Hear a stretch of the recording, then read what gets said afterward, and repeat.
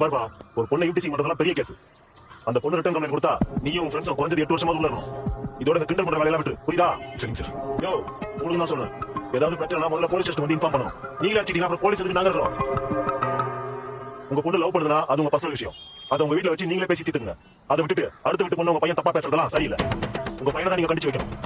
தேவையில்லாத எங்க time waste பண்ணாதீங்க. யோ வாங்க, ஒரு நிமிஷம்.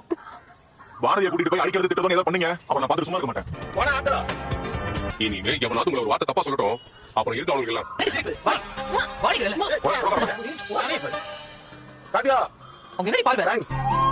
எல்லாரும் மாமா குடும்பத்து மேல அநியாயமா பழி போடுறாங்க. அத பத்தி நான் சும்மா இருக்கணுமா? அவங்க கேட்டு போட உனக்கு என்ன கேக்குறாங்க? வந்து கொஞ்ச நேரம் இருக்கறாங்க. அதுக்குள்ள யாரை கூட்டிட்டு வந்து நிக்கிறேன்? போலீஸ் முன்னாடி நீ என்ன சொன்ன? அந்த வீட்ல எங்க எல்லாருக்கும் ஒரு கண்ணு சொன்னியா இல்லையா? இப்படியா சொந்த குடும்பத்தை காட்டி கொடுப்பாங்க? நான் ஒண்ணு தப்பா ஒண்ணு சொல்லலையே. அந்த வீடு நரசிம்ம மாமாக்கு தான தாத்தா கொடுத்தாரு. அப்படி இருந்தும் அது உங்களுக்கு தான் சொன்னா இன்னும் சண்டை போட்டுட்டு இருக்கீங்க. ஏன் அந்த குடிகாரன் குடிச்சு அடிச்சதெல்லாம் பார்த்தாதா?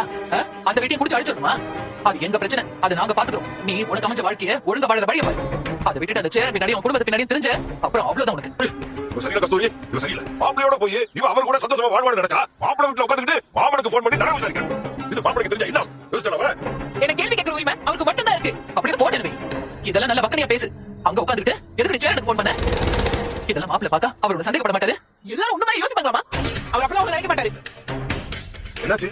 எல்லாரும் டென்ஷனா பேசிட்டு இருக்கீங்க. அதெல்லாம் ஒண்ணு இல்ல மாப்பிளை, ஒண்ணு இல்ல. உட்காரு மாப்பிளை, சும்மா பேசிக்கிறதா உட்காரு. ஏமா மாப்பிளை வெளியே போயிட்டு வந்திருக்காருல்ல, போமா போய் தண்ணி கொண்டு வந்து போமா. போமா போமா. இனிமே எல்லாம் எங்கேயும் தனியெல்லாம் போக வேண்டாம். ஆபீஸ் போனாலும் சரி, இல்ல எங்க போனாலும் சரி, நம்மள யாராவது ஒருத்தர் கூட போகணும். ஒருவேளை ஆபீஸ்ல இருந்து லேட் ஆச்சுன்னா நாம யாராவது போய் வெயிட் பண்ணி கூட்டிட்டு வரணும். தனியா போறதுனால தான் இந்த பிரச்சனை எல்லாம் வருது. ஒருவேளை பலவனுக்கு காலேஜ் இருந்தா நீயோ இல்ல நானோ இல்ல பாண்டியனோ நாம யாராவது போயிட்டு வருவோம். நிலாவை இனிமே தனியா மட்டும் அனுப்ப வேண்டாம்.